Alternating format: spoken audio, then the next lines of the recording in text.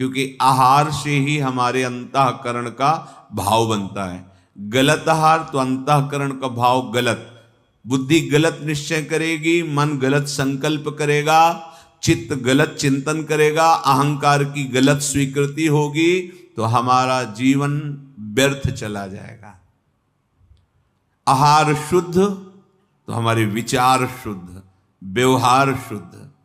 इसीलिए जैसे कहा जाता है कि आप प्याज लहसुन भी ना पाएं, वो कोई हिंसा नहीं है। प्याज लहसुन कि जैसे लोग मांस भक्षण करते हैं तो उसमें जीव हिंसा है, प्रगट में आप मार रहे हैं दूसरे जीव को, इसमें कोई हिंसा नहीं। जहां आलू प्रगट होती है उसी मिट्टी में उसी पद्धति से वो भी प्रकट होता है। पर जैसे जहां तुलसी प्रकट होती है वहीं भांग का पौधा भी पास में बगल में दिखाई देता है, वहीं गांजे का भी पौधा, वहीं और भी नशे के पौधे प्रकट होते हैं। जैसे धतूर है उसमें भी फल लगता है, तो आप फल मान करके थोड़ी पालेंगे धतूर को, 10-15 बीज पा लीजिए, आपके शरीर की हानि हो जाएगी। तो ऐसे महापुरुषों ने इसका शोध किया प्याज लहसुन का। ये हमारी बुद्धि में जाकर के तमोगुण पैदा करता है। तमोगुण हमारे सतमार्ग में बहुत बाधक है, वो हमारे धर्म को नष्ट कर देगा, हमारी बुद्धि ठीक निर्णय नहीं कर पाएगी, इसलिए इसको निषेध किया गया है। ऐसा नहीं कि कोई बहुत हिंसात्मक जिसे मना किया जाता है। अगर आपको उत्तम विचार के द्वारा भगवत प्राप्ति करनी, धर्म पालन करना है, तो आपका भोजन तमोगुण रहित होना चाहिए।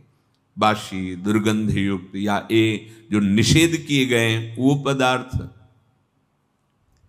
अब जो सात्विक स्वादिष्ट पदार्थ हैं, तो स्वाद रसना तो बोलेगी ही कि अच्छा है, मीठा है या स्वादिष्ट है, ऐसा चाहिए। हम कह रहे हैं खूब स्वाद लेके पाओ, कोई आपको नहीं बांध पाएगा, पर श्री जी को पवाओ, प्रिया प्रीतम को भोग लगाओ।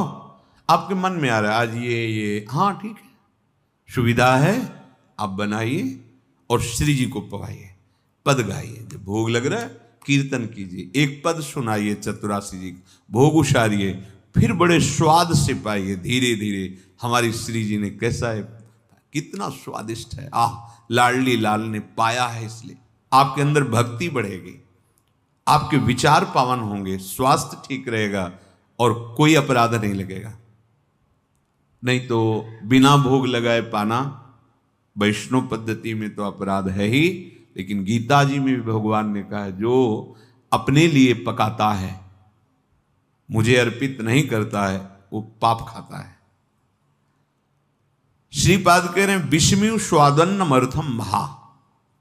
मेरी श्री जी ने पाया है, श्री जी का अधरामृत है, उच्छिष्टामृत है, श्री जी के अधरों से लगा हुआ।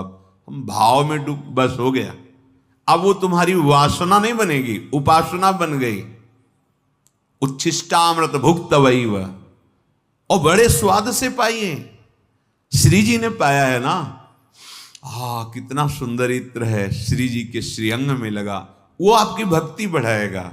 सुंदर प्रसादी माला, अहो भाग्य प्यारे जू की माला प्रसादी मिली, वस्त्र प्रसादी, ये आपके भाव को बढ़ाएगा, ये आपके पाप को नष्ट करेगा। अगर हमारी बुद्धि शुद्ध हो जाए तो जो हम कर रहे हैं शास्त्र सम्मत किए आए, इसी से भगवत प्राप्ति हो जाएगी। सुलझना है। अगर हम अहंकार पूर्वक भोजन त्याग देते हैं, पानी पी के रहते हैं केवल, हमें अहम है कि ये सब तो अच्छे अच्छे पदार्थ खाते हैं, मैं केवल जलाहार करता हूं, बात नहीं बनेगी। जो बात बननी चाहिए थी वो नहीं बनेगी, मैं फलाहार करके नहीं बनेगी, अहम पुष्ट हो रहा है। सर्वस्व महाप्रसाद प्रसिद्धता के अधिकारी हितजू महाराज जी के, विधि निषेध नहीं दास अनन्य उत्कट व्रतधारी, मेरी श्यामा जो ने पाया है, बस अब पाइए स्वाद से। देखो, जो शास्त्र सम्मत कार्य होते हैं वो हमारी बुद्धि को शुद्ध करते हैं, और जो शास्त्र विरुद्ध कार्य होते हैं वो हमारी बुद्धि को अशुद्ध, बुद्धि अशुद्ध, निर्णय अशुद्ध, निर्णय अशुद्ध, गर्त में गिरते चले जा रहे हैं पर हमें पता नहीं होता। श्रीपाद कह रहे हैं कि जो शरीर संबंधी भोग हैं ये व्याघ्र हैं। अब सबको ये लगता है कि सब त्यागी थोड़ी बन जाएंगे। उसे जन्म तो मनुष्य का इसीलिए मिला है, शांति प्राप्त करने के लिए। पशु योनि में थोड़ी शांति मिलेगी, देव योनि में भी शांति नहीं।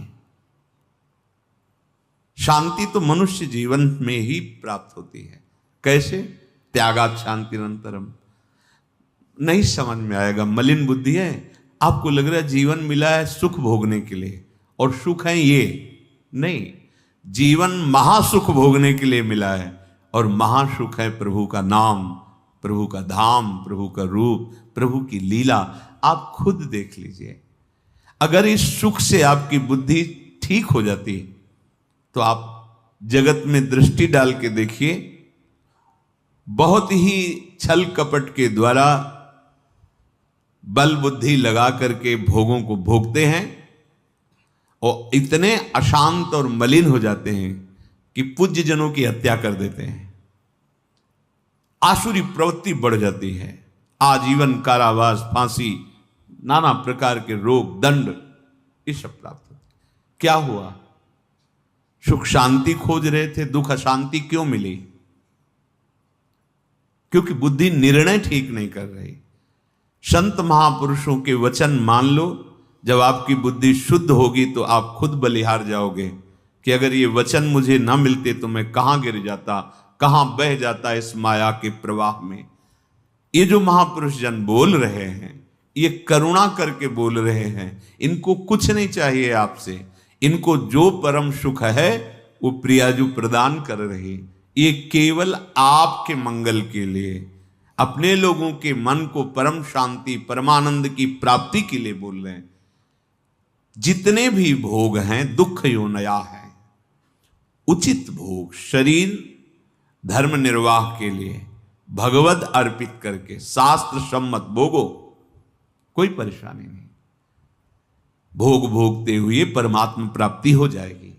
धर्म विरुद्ध भोग, मलिन बुद्धि, दुर्गति को प्राप्त हो जाओगे। ये रसेंद्री कभी तृप्त होने वाली नहीं, बड़ी दुष्ट है ये खाओ, ये खाओ, ये खाओ।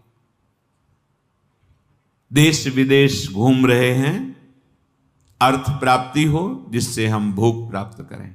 धर्म गया, पता ही नहीं कि धर्म क्या है।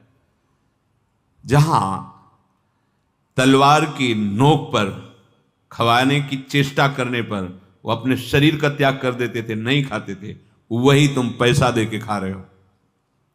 देख लो, अपनी बुद्धि को देख लो, तुम अपने को किस धर्म में, किस मार्ग में चलने वाले समझ रहे हो।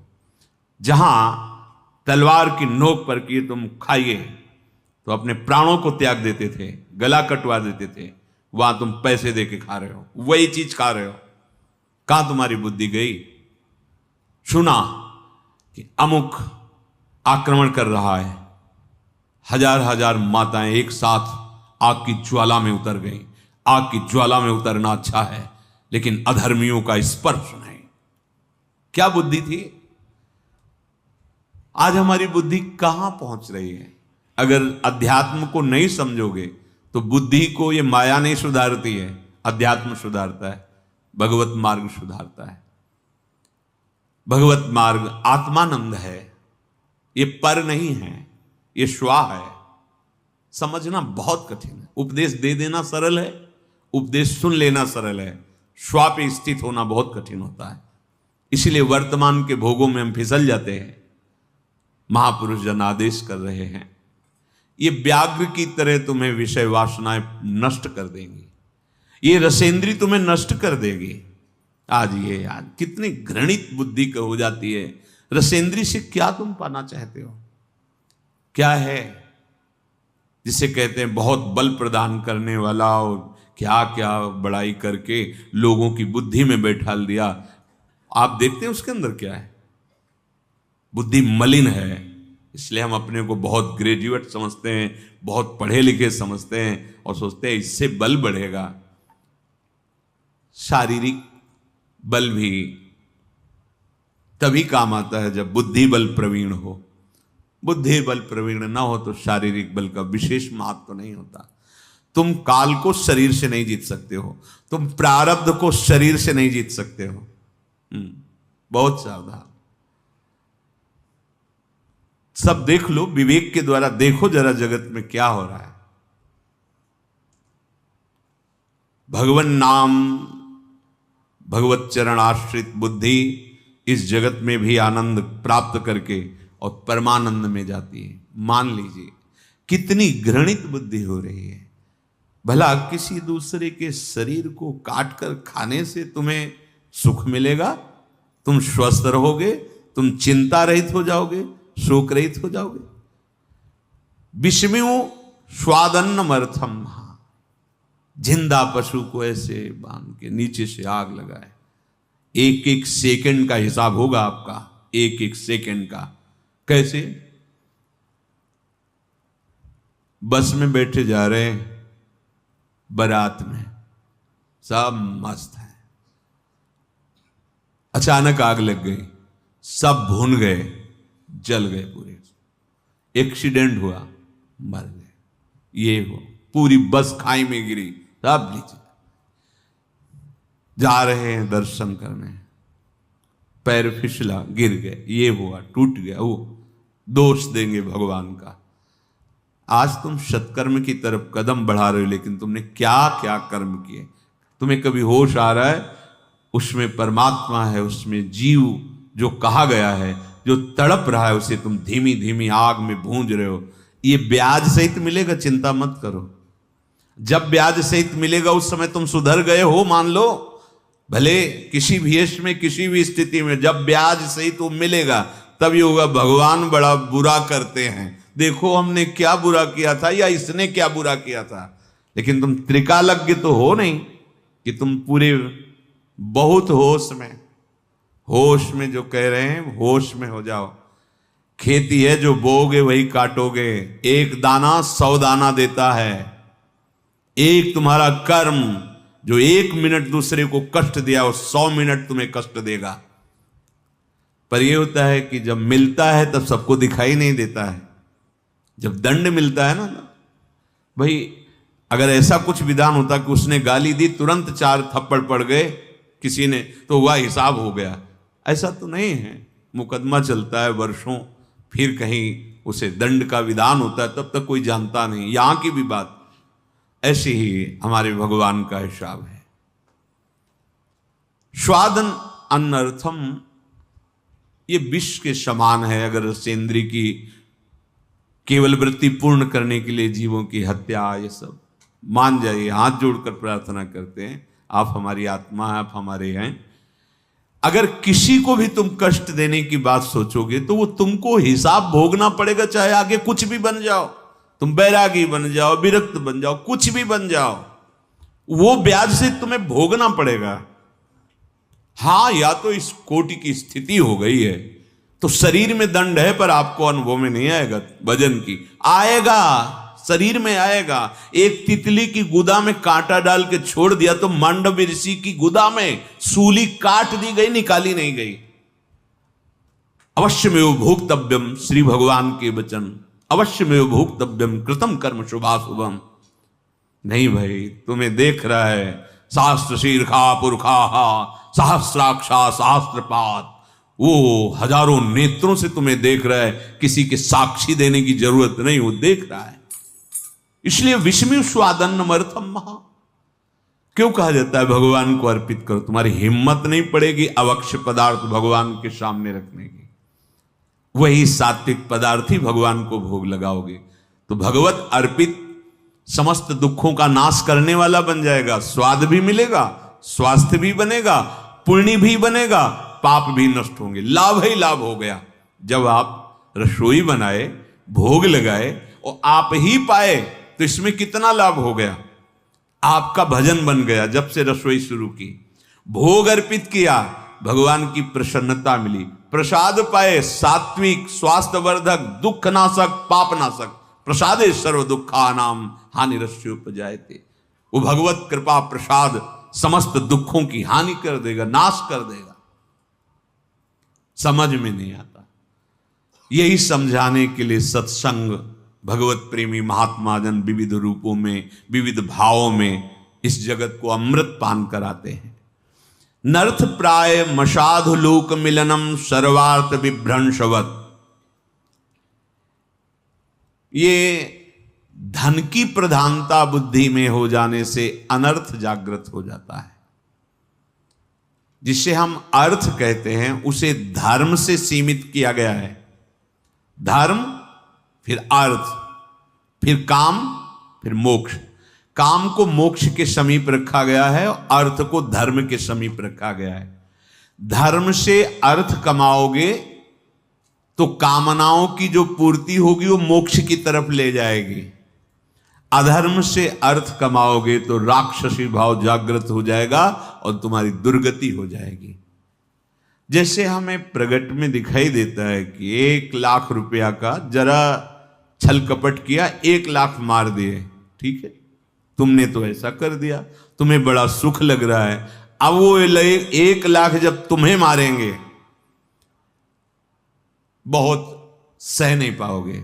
ऐसी प्रिय जगह चोट पहुंचाएंगे जहां मरोगे भी नहीं और तड़पोगे। हमारी बात तक पहुंच जाओ जो हम कह रहे हैं। तुम्हें लग रहा है कि हम दूसरे को छल कपट हिंसा आदि करके धन कमा लिया, तो तुम किसको सुख देना चाहते हो? शरीर को और शरीर के प्रियजनों को। वो ऐसी जगह चोट पहुंचाएगा जहां तुम अधिक प्यार करते हो कि पूरे जीवन आह बोलते रहो, कोई दवा उसकी नहीं मिलेगी। तुम्हारा प्रियजन का बिछोह, प्रियजन का तड़पना और तुम्हें उसकी याद में, तुम्हें उसके दुख में दुखी होकर जीवन भर भोगना। मान लो ये कोई कहानी नहीं, सिद्धांत का वर्णन हो रहा है। आप सत्य से चल रहे हैं, आपके पास सुविधाएं कम हैं, अच्छा भोजन भी नहीं है, अच्छे वस्त्र भी नहीं, पर आपका हृदय शीतल रहेगा, आपका परिवार स्वस्थ रहेगा, आपके विचार उत्तम रहेंगे, शरीर पूरा होगा, भगवत कृपा पात्र बनोगे। क्योंकि धर्मो रक्षति रक्षिता। जब तुम धर्म से चलोगे तो धर्म तुम्हारी रक्षा कर लेगा, लोक और परलोक सब जगह। इसलिए धन को प्रधान रख करके कोई कार्य न करे, धर्म पर दृष्टि रखकर धन कमाए। पर आज हमारी बुद्धि ठीक ना होने के कारण ये निर्णय नहीं कर पाती। आगे कह रहे हैं असाधु लोक मिलनम सर्वार्थ विभ्रंशवत। असाधु लोगों का संग तुम्हारे पुरुषार्थ को नष्ट कर देगा।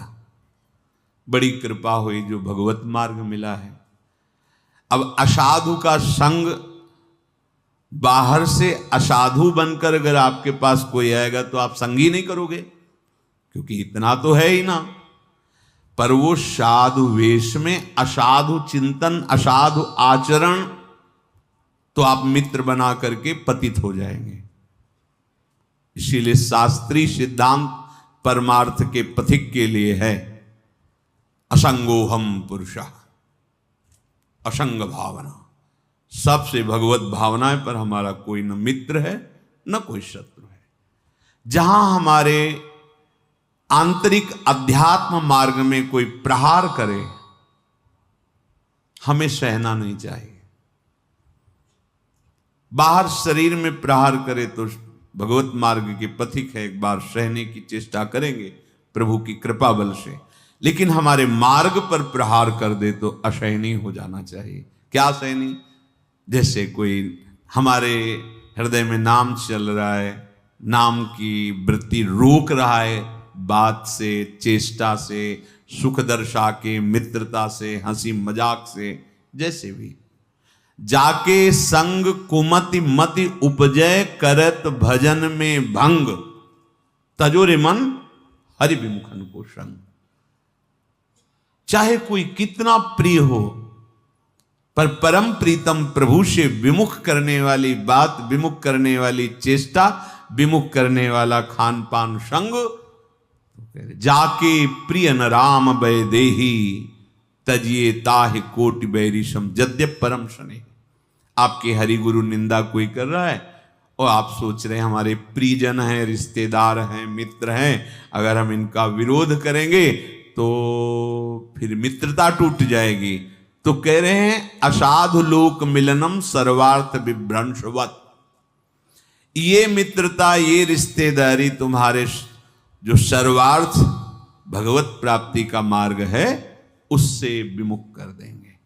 सुनने वाला और कहने वाला दोनों को बराबर फल मिलता है, चाहे वो सतमार्ग की वार्ता हो या असत मार्ग की। निंदा आदि सुनोगे, निंदा आदि करोगे तो एक ही फांसी में बांधे जाओगे, एक ही दंड मिलेगा दोनों का। भगवत चर्चा करोगे, भगवत चर्चा सुनोगे तो एक ही प्रकार से भगवत कृपा प्रसाद उदय होगा। गावत श्रवणन सुनत सुखाकर विश्व दुरित दवनी। किंचन मात्र परिग्रहम ग्रहमिव स्वात्मेंद्रियम शत्रुवत। भाई तुम्हारे पास जो कुछ भी मिला है वो उद्धार करने के लिए मिली सामग्री है। घर, मकान, रुपया, पैसा, पत्नी, पुत्र, बुद्धि, सब केवल भगवत प्राप्ति के लिए मिला है। पुत्र संतान आदि उत्पन्न हो रही, भगवत प्रसन्नता का कार्य, सृष्टि का कार्य। अर्थ आदि हमारे पास है, परिवार को सुख पहुंचा रहे, समाज को सुख पहुंचा रहे, आए हुए अतिथि को सुख पहुंचा रहे। घर मकान है, मेरे ठाकुर जी का दिया हुआ है।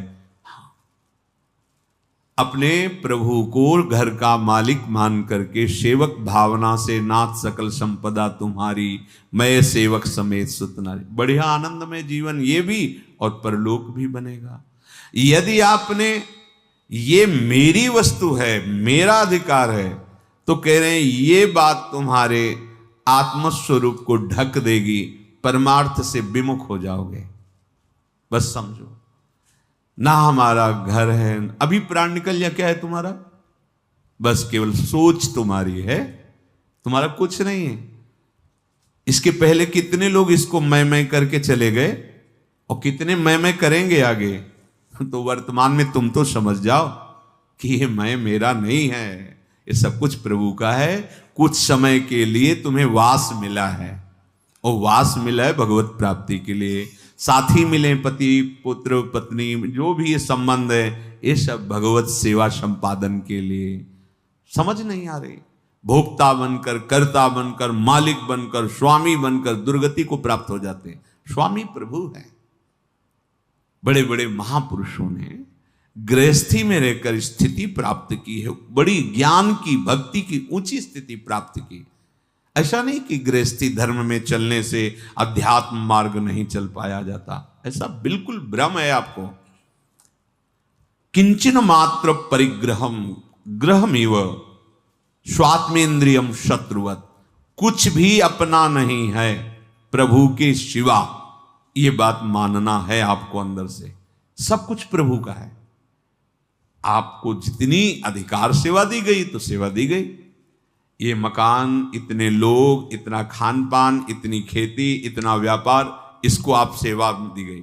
ईमानदारी से सेवा निर्वाह करो, नाम जप करो, भगवत प्राप्ति हो जाएगी उसी से। अगर आप एक भी वस्तु को अपना मानते हैं तो बाधा पहुंच जाएगी। एक भी वस्तु को देखो, एक दृष्टांत में पढ़ा था, शायद भक्तमाल में जी या मथुरादास जी के श्रीमुख से सुना कि एक महात्मा थे, बड़े विरक्त थे, विचरण करते रहते थे। संतों का स्वभाव होता है जगन मंगल करना। तो किसी धनी मानी भक्त ने कुछ असरफियां दे दी थी, पहले असरफियां चलती होंगी, तो उन्होंने मना किया पर ले लिया। चलो, भक्त की इच्छा है। कभी कभी ना आवश्यकता होने पर बिल्कुल इच्छा नहीं, पर सामने वाले के भाव देख करके लाओ छल्ला लाओ रख, उसका भाव पुष्ट हो जाए, उन्होंने ले लिया। अब वो गीता जी रखते थे, तो गीता जी के बस्ता जो ऊपर वस्त्र था उसमें उन्होंने रख लिया वो सरपियां। शिष्य परिकर भी था, कुटिया में जाके वो गीता जी सम्माननीय स्थान पर रख, और बीमारी शुरू हो गई।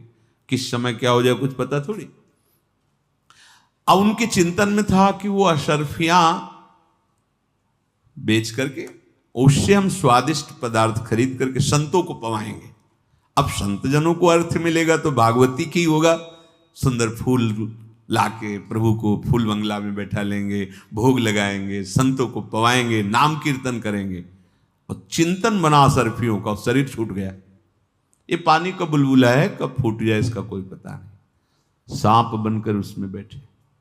अपने शिष्य को स्वप्न दिया कि बेटा हमारी गति बिगड़ गई, अंतिम में असरफियों का चिंतन हो गया, तो मैं सांप का बच्चा बनकर के गीता के उसमें बैठा हूं, आप मारना नहीं, तुम जाओ गीता का बस्ता खो। कहीं छेद नहीं था, छोटा सा सांप का बच्चा उसमें उसी कुंडली मारे हुए उसी असरफी पे बैठा।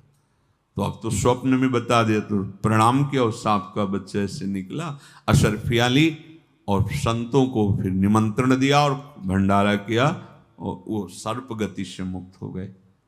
कहानी नहीं है, सत्य विषय है। महाराज भरत जी हिरण पर दया की, बच्चे से राग कर बैठे, अंतिम समय हिरण का चिंतन हुई, हिरण बन गए। समझो, विरक्ति का मतलब केवल वेश से नहीं है, विरक्ति का मतलब अंतर के राग त्याग से है। तो राग त्याग करना बड़ा कठिन लगता है, समर्पण करने में तो कोई परेशानी नहीं लगती। घर में ही है पर घर को अपना ना मान के प्रभु का मानते हैं। भोग सामग्री है पर प्रभु की भोग के लिए है, अतिथि सेवा के लिए है, परिवार सेवा के लिए, उसको स्वामी प्रभु को बनाते। वो हैं ही सबके स्वामी, अनंत ब्रह्मांडों के स्वामी।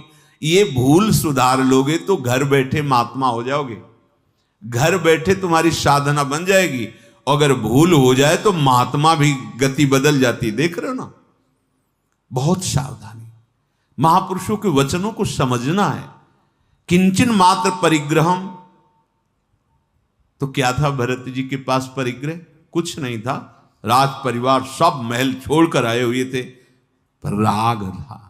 अभी राग था, वो राग पकड़ लिया हिरण ने। हिरण के राग में दूसरी गति बदल गई, हिरण की योनि प्राप्त हुई। बहुत सावधान। हमें स्थान परिवर्तन, वस्त्र परिवर्तन, ये सब खास बात नहीं, ध्यान देना है हमें भाव परिवर्तन करना है। हमारा उद्देश्य परिवर्तन हो जाए, बस सब बात बन जाएगी। मन्येत प्रणयी हरौ सही वसेत साध्वत वृंदावने। तो अपने मन और इंद्रियों को वृंदावनेश्वरी श्री श्यामा जी के चरणों में लगाने की चेष्टा करो। भोगों से डरो व्याघ्र की तरह, और जो रसेंद्री के भगवत विरोधी भाव प्रकट करने वाले आहार हैं, इनसे बचो, मानो इसमें विष मिला हुआ है। और अर्थ धर्म के द्वारा कमा करके अपने परिवार का, अपने रिश्ते नातों का, अतिथियों का, जो असहाय असमर्थ, उनकी सेवा करो। जो तुम्हारे भाव को बिगाड़ दे, चाहे रिश्ते नातेदार, चाहे प्रियजन, कोई भी हो, उसके संग से बिलक बचो, क्योंकि भगवत भाव बहुत कीमती वस्तु है। अगर ये बिगड़ गया तो कुछ हाथ में नहीं रह गया। भाव ही सब कुछ है। भाव प्रकट हो गया तो खंभे से भगवान प्रकट हो गए, भाव प्रकट हो गया तो कुत्ते में से भगवान प्रकट। भाव बहुत कीमती वस्तु है। किंचन मात्र भी कुछ भी अपना ना मानकर अपने प्रभु का मानो, और निरंतर नाम रटन करते हुए धाम आश्रित धाम वास करो।